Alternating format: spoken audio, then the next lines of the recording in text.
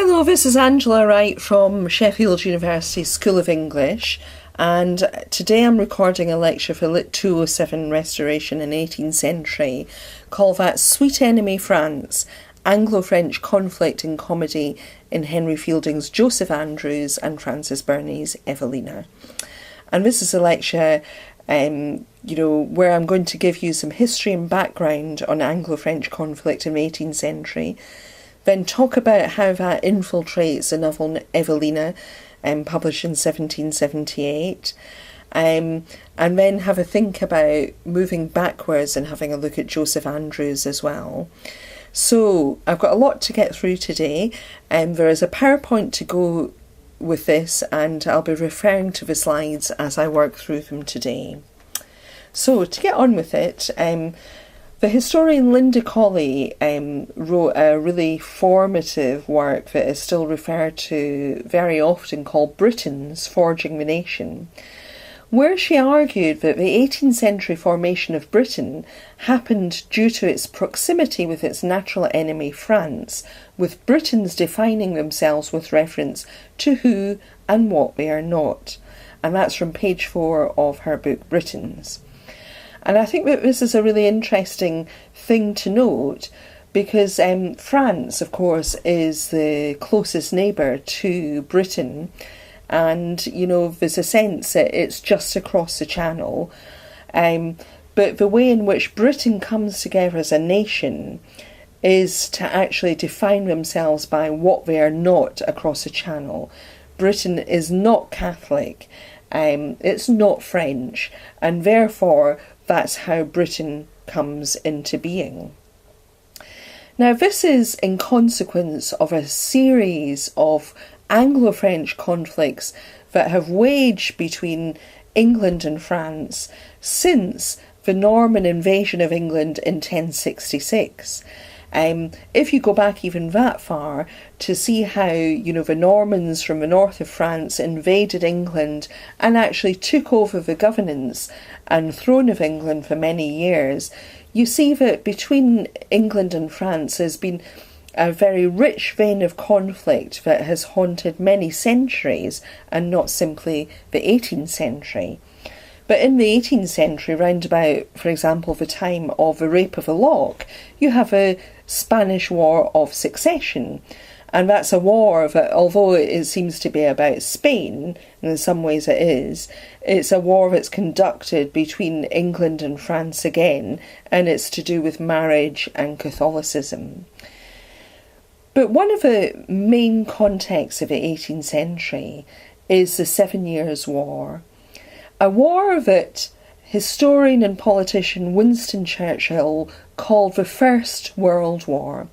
And this takes place between 1756 and 1763. And it sharpens the already tense relationship between Britain and France, as I'm going to show you in the following engravings of William Hogarth. Now, the English were seen to have won this war in many ways, which was waged in North America. It was about two big empires, England and France, during the 18th century, wrestling for control of North America, comprising Canada and what we now know as the United States of America. And it's a war where, although the British were declared the victors, it was hardly a victory to relish because, millions and millions of pounds were spent. Hundreds of thousands of people died, many of them innocent bystanders in North America. And because of the brutality of the English campaign, many French people kind of hurled an arsenal of insults at English soldiers and, by extension, the English nation, calling them pirates, assassins, usurpers, perjurers, vultures, brigands, and homicidal monsters. Now, with such an arsenal of insults, of course, the English had to, in many ways, defend themselves. But they also wanted to defend themselves against French encroachment that was taking place in their eyes much earlier in the 18th century. Because as the 7 Years' War begins, there's a sense that unless Britain really stands up and fights as a nation against France in the 7 Years' War, then it's going to lose this major campaign, and Britain, in consequence, will become an annexation of France. Now, one great British patriot of the 18th century was the artist and engraver William Hogarth, and in 1756 he produced 2 engravings on the subject of the invasion, and one, which I'm looking at in slide 3, is called France, and the second, plate 2, which I'm looking at in slide 4, is called England. France, the engraving by William Hogarth in slide 3, depicts and imagines the French embarking to invade England. And in this particular engraving, you see a Catholic priest sharpening the edge of his axe with a crucifix round his belt. And he's preparing a boat prepared with filled with the things that he thinks are necessary to the invasion: manacles, a crucifix, what looks like a statue of a Virgin Mary, and a map of places that he wants to kind of take over in England. And you see in the background lots of images of boats, French soldiers getting their guns ready to invade England. Now look at the poem that Hogarth has written at the bottom. I've transcribed it for you at the very bottom of the slide, but it's the writing below that engraving. With lantern jaws and croaking gut, see how the half-starved Frenchmen strut and call us English dogs. But soon we'll teach these bragging foes that beef and beer give heavier blows than soup and roasted frogs. This is a confident but also apprehensive articulation of England being the stronger nation. But it relies upon caricatures of England and France that persist even to the present day. Having travelled in France a lot in my 20s, I know that English people were often called there les roast-beef, and I still on occasion hear people calling Frenchmen frogs. So these are things that persist in a rich vein of Anglo-French antagonism. But here Hogarth is kind of drawing them into his vision of enmity in order to kind of strengthen England's resistance to France at the very dawn of this big war that was waged between England and France. Now, of course, Hogarth wishes to kind of present you with an optimistic vision, but this is a vision that in slide number 4 is shown as a consequence of French invasion. And here in England, which is plate number 4, on the left-hand side at the top, you see, Frenchmen who have invaded England actually painting a portrait of a French king with his fleur-de-lis coat on and, his gibbet to hang people. But these are French soldiers that are drunk, carousing with prostitutes on the left-hand side. It's not a great image of martial vigour that they're giving. Whereas in the background, on the right-hand side of his picture, you see a much more regimented army with guns and a general actually preparing to repel the French people. So here we go below. The hungry slaves, Hogarth writes, have smelt our food. They long to taste our flesh and blood, old England's beef and beer. Britons to arms and let him come. Be you but Britons still. Strike home and lion-like attack him. I just think this is wonderful call to arms, rabble-rousing stuff from Hogarth, saying let him come. And there you see the French soldiers there, but be you but Britons still, strike home and lion-like attack him. And that's why you see in the background a British army preparing to attack these drunken, disorganised French soldiers in the foreground of the painting. Now on to slide 5, because by now you may already be wondering how such political warfare affects the novels and poems that you've been reading from the 18th century.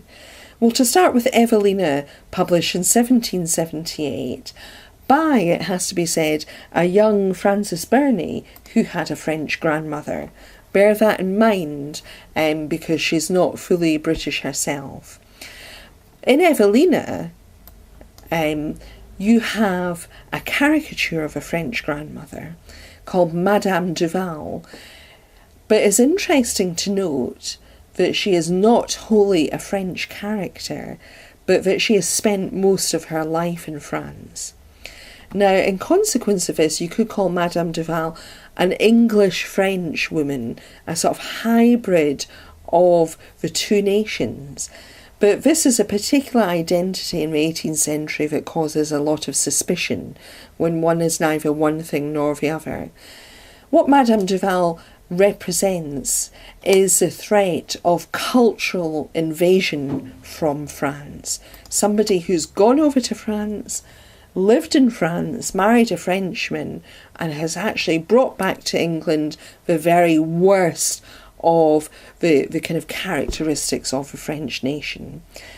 Madame Duval is constantly littering her speech with French phrases, such as that really irritating word that she keeps using, pardi, which means precisely nothing. You know, it's a kind of abbreviation of au nom de Dieu, in the name of God, but pardi really means very little. But in addition to kind of importing meaningless French phrases, Madame Duval also imports questionable French customs with her. And on page 66 of the novel, Evelina observes her actually importing one particular custom with her. So this is a quotation in slide 5, page 66. I found Madame Duval at breakfast in bed one morning, though Monsieur Dubois was in the chamber, which so much astonished me that I was involuntarily retiring, without considering how odd an appearance my retreat would have, when Madame Duval called me back, and laughed very heartily at my ignorance of French customs. So the young Evelina is shocked at Madame Duval's breach of decorum when she discovers her having breakfast with a man to whom she is not married. But Madame Duval tries to laugh it off with her granddaughter, saying, oh, well, you're ignorant of French customs, you know, this is quite the fashion in France. And in order to kind of bolster her position of Evelina actually being an ignorant country bumpkin, Madame Duval expands upon this in order to try and cover up her own breach of decorum. And this is from page 67, and I'm still in slide number 5. Madame Duval talked very much of taking me to Paris, and said I greatly wanted the polish of a French education. She lamented that I had been brought up in the country, which, she observed, had given me a very bumpkinish air. However, she bid me not despair, for she had known many girls much worse than me, who had become very fine ladies after a few years' residence abroad. And that's my highlight of that bit. She particularly instanced a Miss Polly Moore, daughter of a chandler's shop woman, who by an accident not worth relating happened to be sent to Paris. From an awkward ill-bred girl she so much improved that she has since been taken for a woman of quality. Now in this speech there are many different issues. It is a town versus country thing, with Madame Duval trying to construct Evelina as a country bumpkin who knows nothing about refined city manners. But that collapses in this story about Miss Polly Moore that Madame Duval narrates. Because Miss Polly Moore, we can infer from the accident not worth relating, was sent to France, as was often the custom in the 18th century if people could afford it, to have an illegitimate child that would then be adopted or fostered by a French family. This is a way in which kind of accidents were covered up often in the 18th century. But Miss Polly Moore is not aristocratic. She's not really even, of the station that Madame Duval is in life. She is a daughter of a chandler's shop woman. But Madame Duval infers that, a few months' residence in Paris meant that she came back so much improved that she has since been taken for a woman of quality. And as I've highlighted there by underlining it, I think taken is a really crucial word in this passage, because Miss Polly Moore is not in fact a woman of quality, but a bit of French polish in the capital of Paris has meant that she can actually perform a class and a role which she is not. Now, is that something that this novel endorses? Well, no.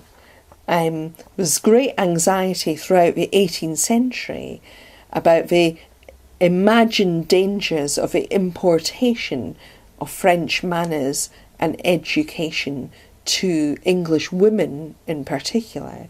What would be the consequences, for example, of a young woman spending 6 months in Paris to her plain English manners and her education? Well, this is something which John Andrews kind of explored, this is slide number 6, in a pamphlet called Remarks on the French and English Ladies, in a series of letters interspersed with various anecdotes. This is a pamphlet that you yourselves can look at through 18th century catalogue online if you're interested. You can get that through Muse.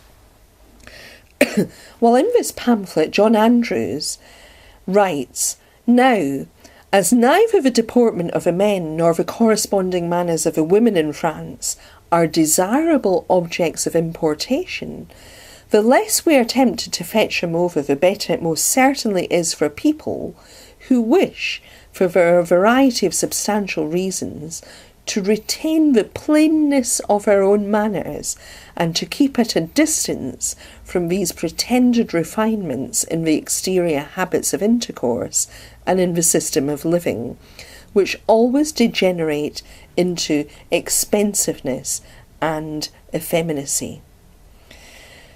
Now, I've highlighted the key phrases there because John Andrews is saying that British women wish to retain the plainness of our own manners and to keep at a safe distance from the pretended refinements, expensiveness and effeminacy of French manners and living.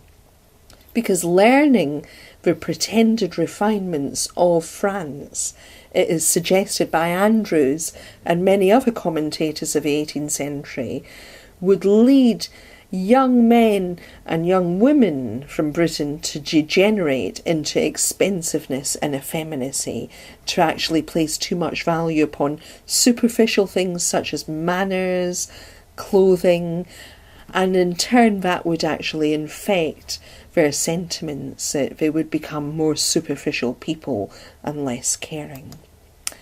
Now I'm going to return you to an earlier text from Lit 207, Joseph Andrews, which, if you remember, was published by Henry Fielding in 1741. And Henry Fielding was a novelist who also really wished to kind of repulse the encroachment of French manners, even at this early stage, which is before the 7 Years' War. And in Joseph Andrews, he gives us a very complex history of Leonora, or the unfortunate jilt, in Book 2, Chapter 4, where a young plain English woman called Leonora is seduced away from her plain and sincere English lover Horatio, note that pastoral name, he's associated with the countryside, by a Frenchified dandy called Bellarmine. But it's important to note, and this is something that I'll go on to explore in a bit more detail, that Bellarmine is not French, but he has been Frenchified. So here is a description of him from this very interesting story, which is narrated to, Adams, the Reverend Adams, by a woman quite accidentally. And it begins, "The gentleman who owned the coach and six," this is about Bellarmine, "came to the assembly." This is slide number 7. "His clothes were as remarkably fine as his equipage could be. He soon attracted the eyes of the company. All the smarts, all the silk waistcoats with silver and gold edgings were eclipsed in an instant. 'Madam,' said Adams, 'if it be not impertinent, I should be glad to know how this gentleman was dressed.' 'Sir,' answered the lady, 'I have been told. He had on a cut velvet coat of a cinnamon colour, lined with a pink satin, embroidered all over with gold. His waistcoat, which was cloth of silver, was embroidered with gold likewise. I cannot be particular as to the rest of his dress, but it was all in the French fashion. For Bellarmine, that was his name, was just arrived from Paris.'" Now, what's interesting in this excerpt from page 93 of Joseph Andrews is the way in which the clothing of Bellarmine is emphasised. It's not just fine clothing, it's the silk waistcoats with silver and gold edgings, which kind of give us a sense that actually this is a character who's associated with extreme forms of luxury. Now, the way that Parson Adams wishes to get so much detail about Bellarmine's clothing isn't accidental. Henry Fielding is very self-consciously making Mr. Adams press the lady telling the story for more detail about the dress of Bellarmine, so that we get those cultural references to effeminacy. It's not just a nice coat that he has on, but a cut velvet coat of a cinnamon colour, and pink satin, gold, silver. This is all luxury that is associated with effeminacy. For Bellarmine is quite an effeminate fop in the space of the novel Joseph Andrews. But no, as I said before, that Bellarmine is not purely French, but slavishly follows the French.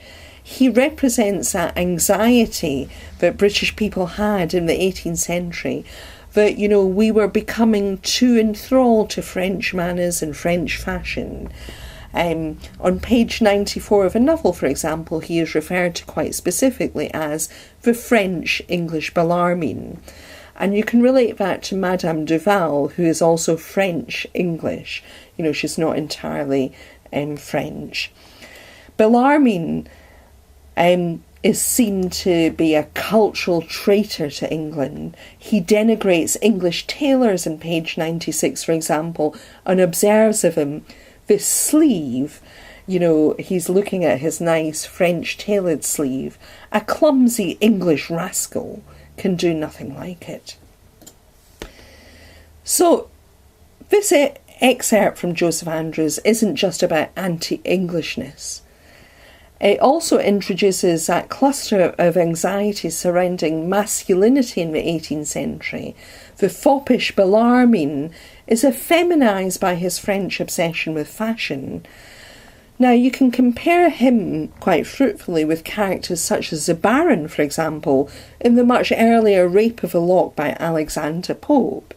Because in Canto 2 of The Rape of the Lock, we see the Baron reading French romances quite specifically that are kind of bound in gold.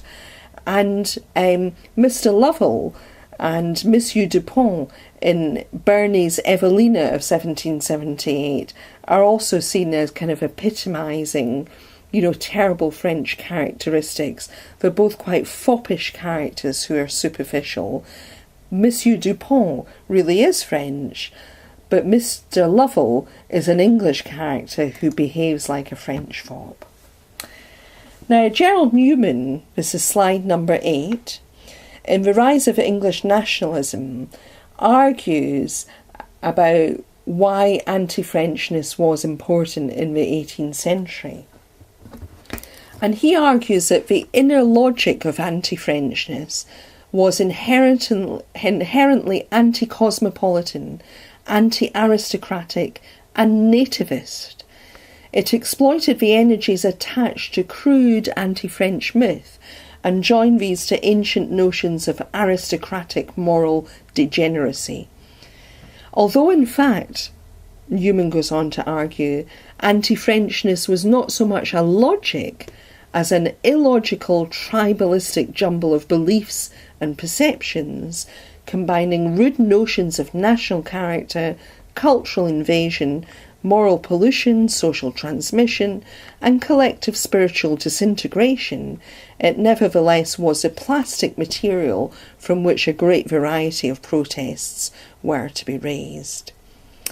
And I think that Newman's list of things there is interesting because he's absolutely right about the way in which anti-Frenchness in Britain can't be boiled down to one single logical belief.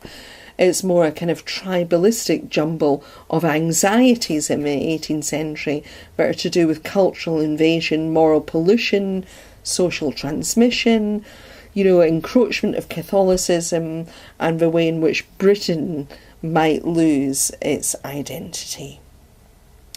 Now, moving on to slide 9 now, I want to talk to you a little bit about the dangers of importation in relation to what Newman says and how they're represented in Evelina. Because Evelina isn't simply English versus French, it presents a very complex and nuanced account of relationships between England and France, but it does so through two stereotypes. The stereotype of Captain Mervyn, the British bulldog sailor who has returned from leave and actually makes it his mission to make the life of a Frenchified Madame Duval a complete misery.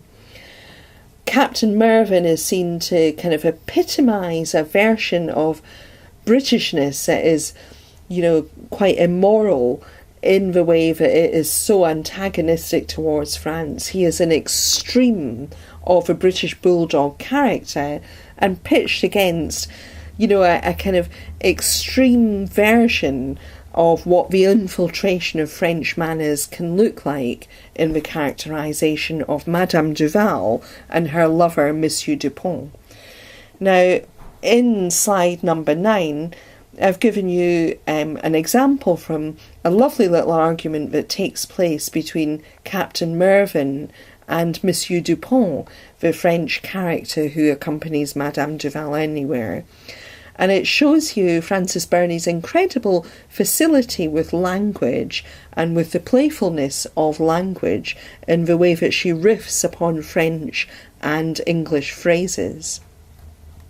Captain Mervyn asks Monsieur Dupont, "Did you ever know a Frenchman that could not take an affront? I warrant Monsieur knows what he is about, don't you, Monsieur?"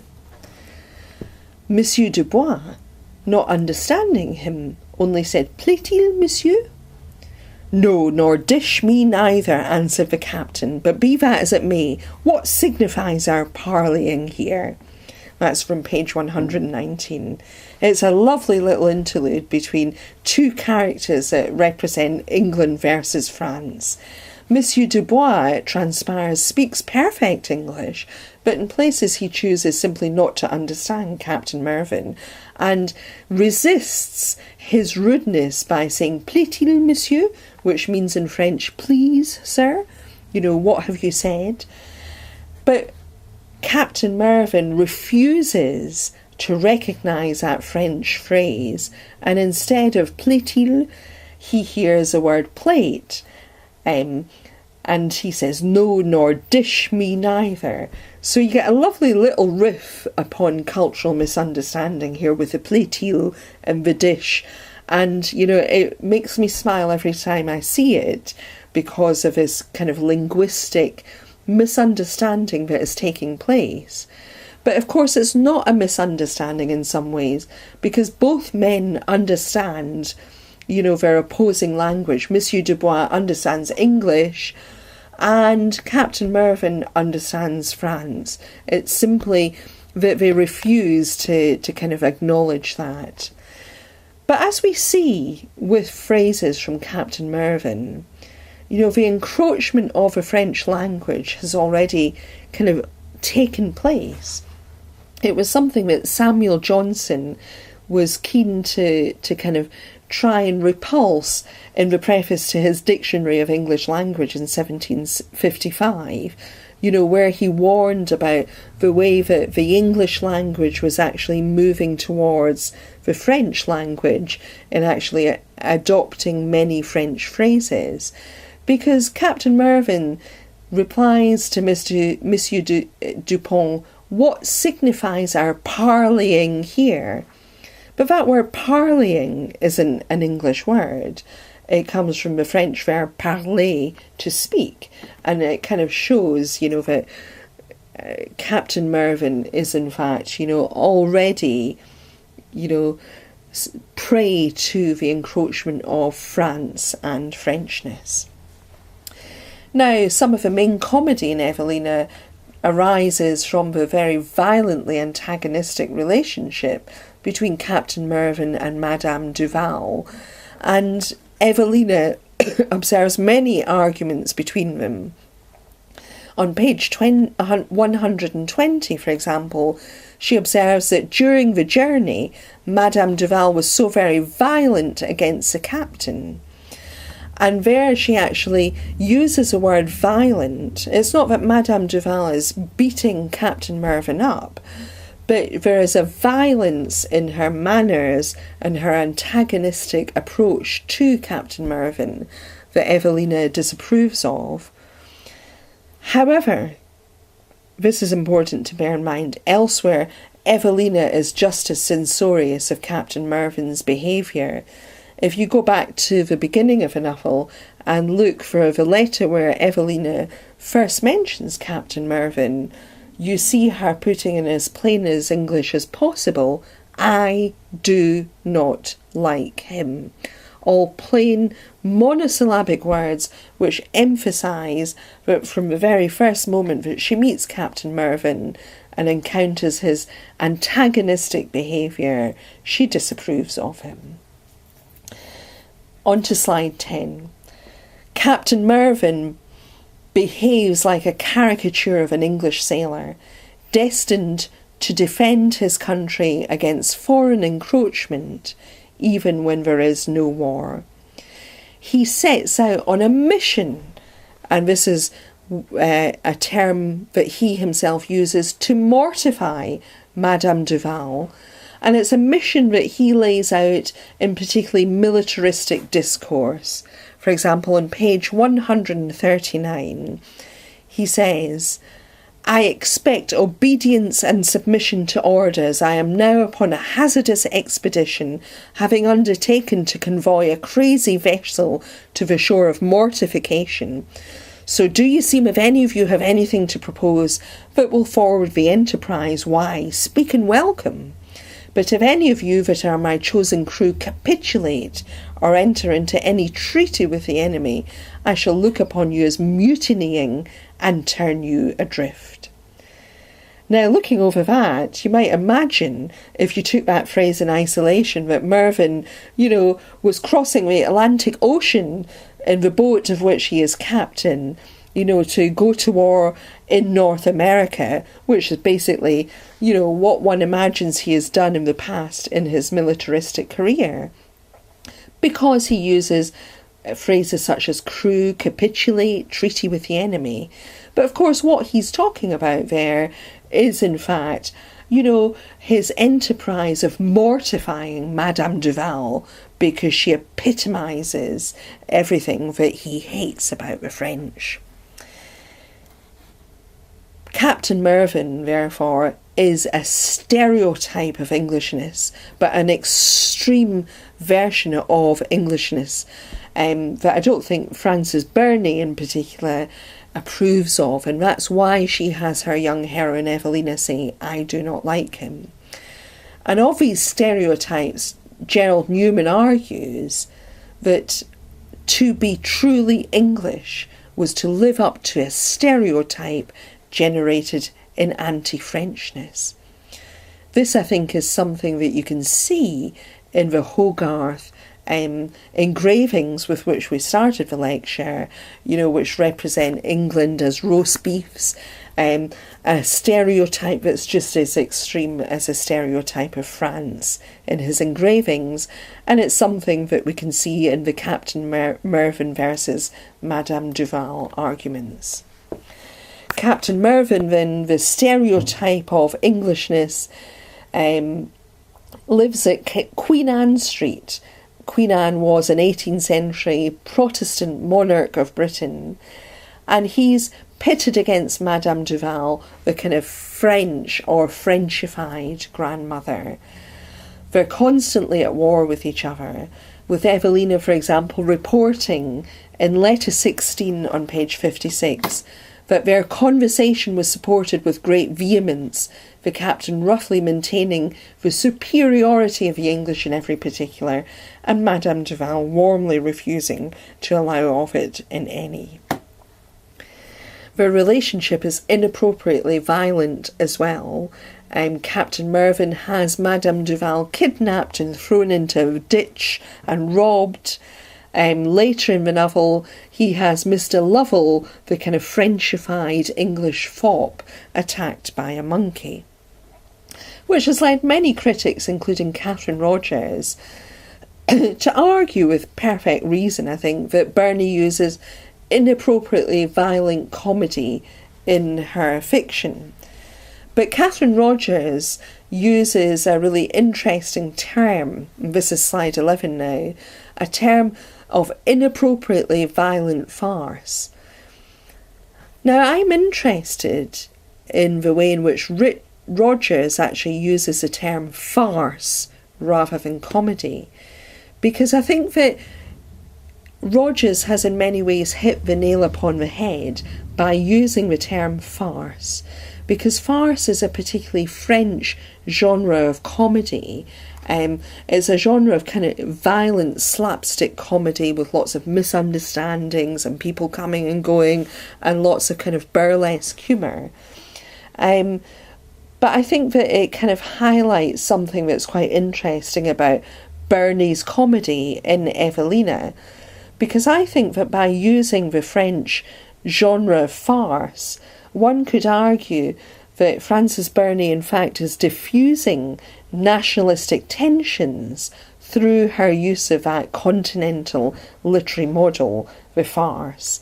And that's something that's very subtle in the novel, as is the kind of English Frenchness of her character Evelina Anville, whose surname, after all, Anville, which is made up of an anagram of her first name.